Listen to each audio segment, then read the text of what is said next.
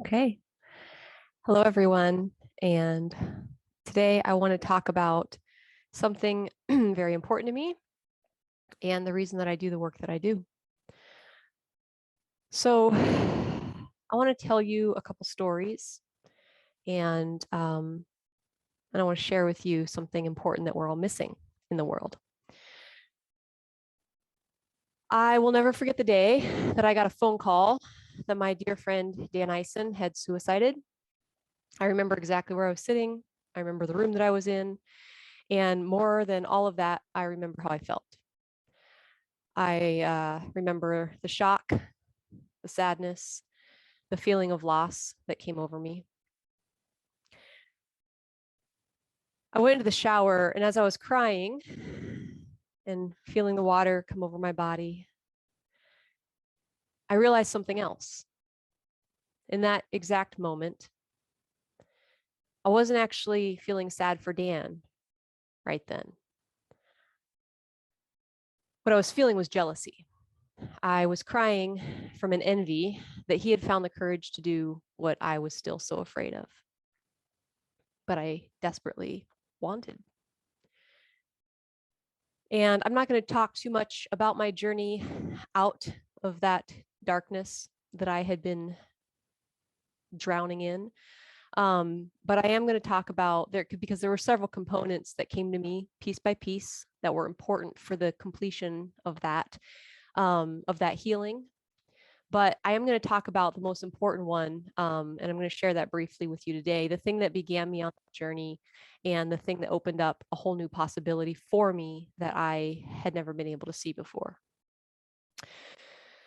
What I want to talk to you today about really is the way that we think about suicide and why I do the work that I do so loudly, so persistently, so shamelessly, why I won't sit down, why I won't shut up, why I keep showing up to tell anyone who is willing to listen that there is something else possible for us, and that when we miss this component, we stay in these cycles of loss and pain and fear and suffering.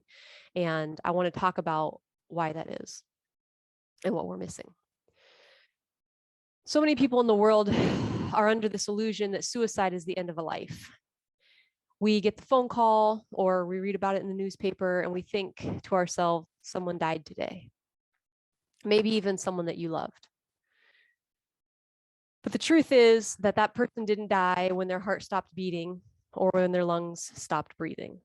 And I know this because I lived this death for many years. I was walking, breathing, moving around in the world, living my life, but I was dead inside. And the life that I was living wasn't actually my life. The life that I was living was actually a lie. And it wasn't the life that I was here to live. It wasn't my true, authentic, real life. It was all a masquerade of lies and pain that was not true to who I really am. And that was what hurt the most.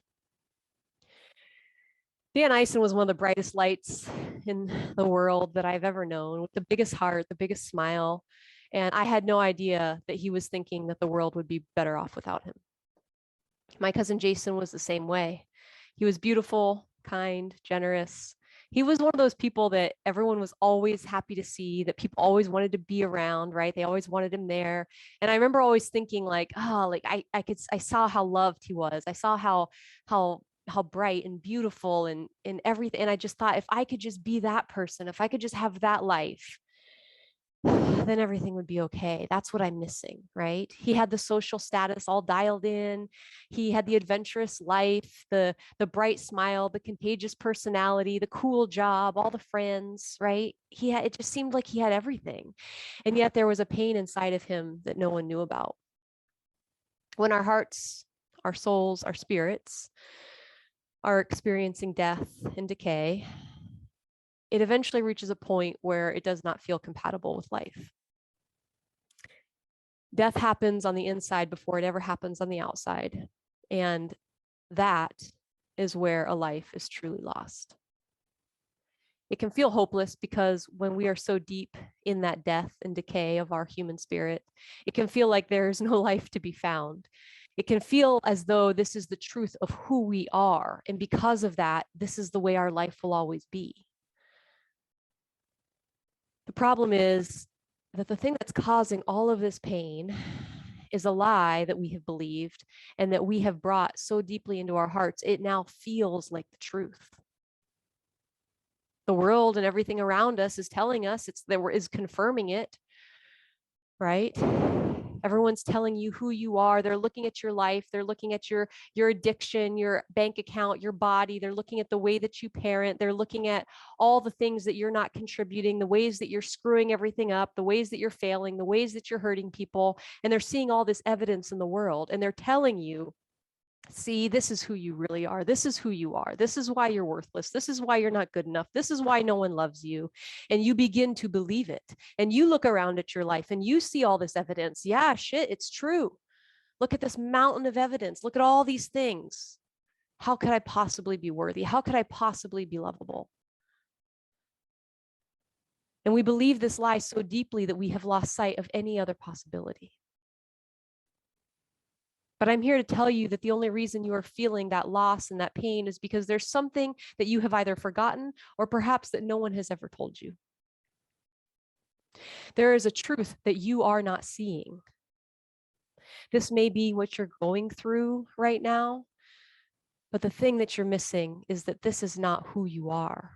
You are not your bank account. You are not your body. You are not your behavior. You are not your life. You are not your life. This life that you're seeing, this life that you're living, that is not who you are.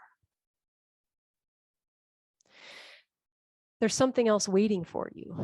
And if only you give yourself the chance to embrace that. But it requires courage because it requires us to let go of everything that we've ever believed about ourselves. And that can feel scary, but there is a freedom on the other side, my friends. There is a freedom on the other side. There are so many people that are living life on autopilot that have never actually tapped into the truth of their own destiny, of their truest identity. There's so many people that feel dead inside, that are not truly living this life that they were put here on this earth to live. I had a woman tell me the other day with so much pain in her voice, she said, I don't even know who I am. She felt lost and alone and afraid.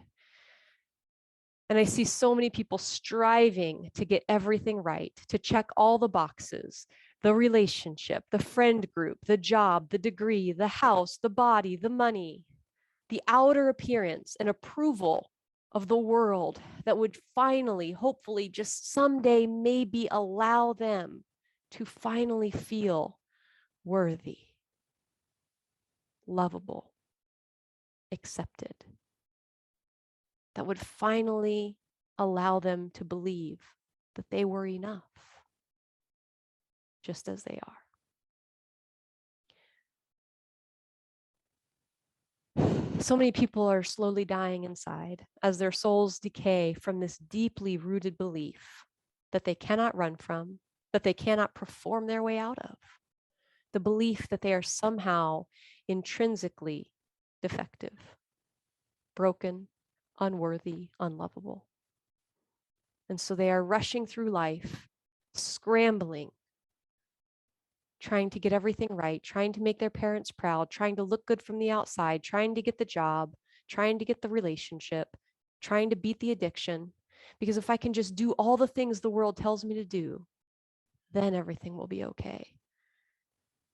I have looked at so many people like that and thought that same thing, only to find that they were carrying such a pain inside because they were believing this lie that persists in our world.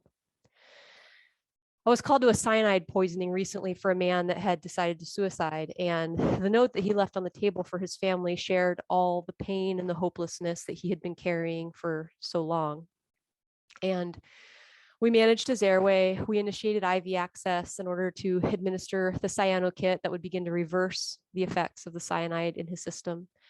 And we got him quickly to the emergency room for definitive care. And I later received a text message from one of the firefighters that ran that call with me. And she said, "We did it. We saved him." We saved him. And all I could think to myself was, no, we saved his body, but his life is still in need of saving. The death that happened inside his heart, his mind, his spirit, that's the death that we really need to understand and heal. That's the work that I have committed myself and my life to doing, to healing the hearts that are hurting and to bringing life into the places that feel dead, empty, lost, and afraid. It all begins with this one thing, with remembering who you really are, that you're not allowing yourself to see, that you're not allowing yourself to live from, because the world isn't agreeing. The world's telling you something different. How am I supposed to believe it?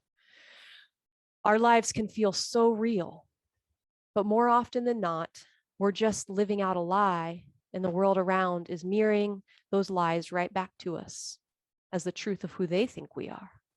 After a while, we begin to believe them. We begin to believe the stories about ourselves that have been running in our heads for years.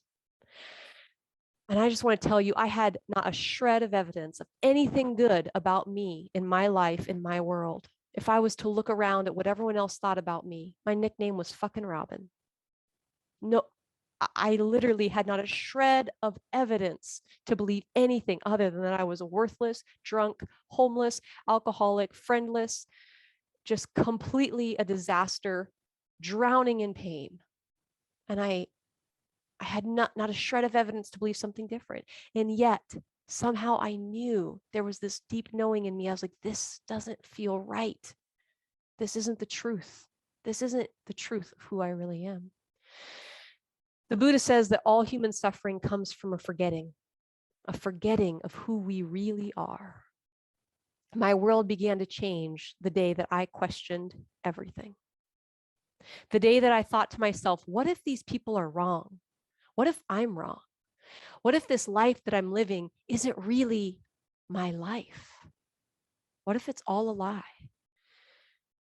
There was a quiet but powerful whisper deep in my being from a place that I did not fully understand at the time. It was this knowing place inside me that just kept whispering this truth. The 7 words that changed my life. This is not who I really am. And I couldn't quite believe it yet, but there was this curiosity, right? I just kept hearing that. And I was like, but look around. How could that be true? Everybody's saying that this is who I am. How could that be true? And that curiosity, that question that was beckoning me to answer, if not this, then who, right? That's what saved my life. Because I kept hearing that voice. And I was like, that question.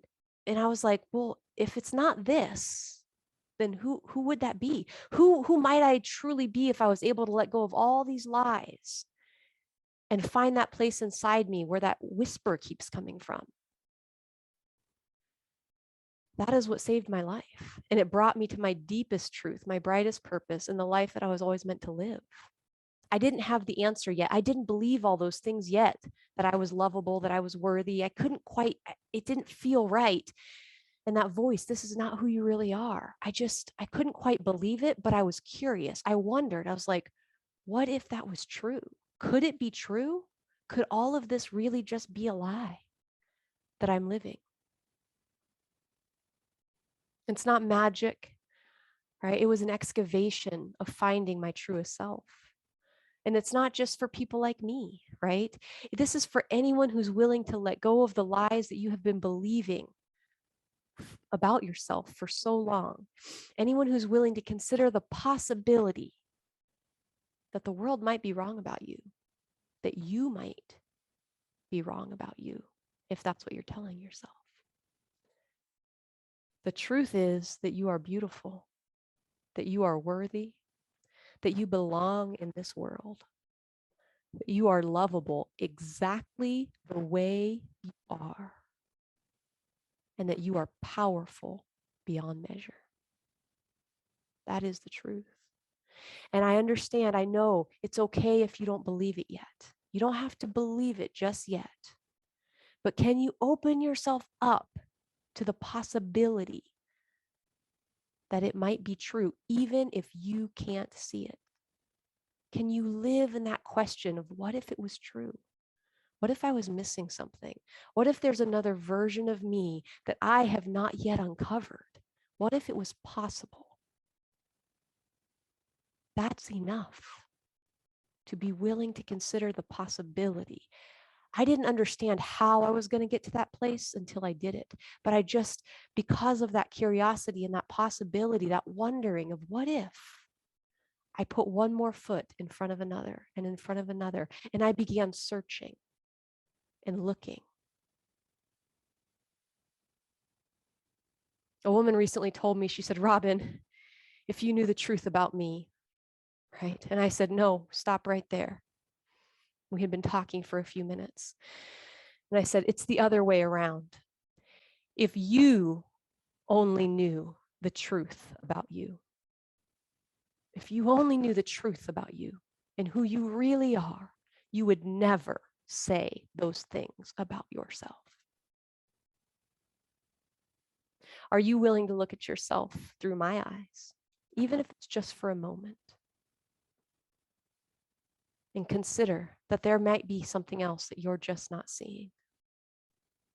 It could be the thing that changes everything and gives you the life that you've always been looking for. I love you. Talk later. And if you need anything, if you want someone to stand beside you and hold this belief for you and show you the things that you're not seeing, show you all the lies, to tear down the walls that are standing between you and being able to believe these beautiful things about yourself that are true, I'm here to help you with that too. All right. I love you. I love you so much. We'll talk later.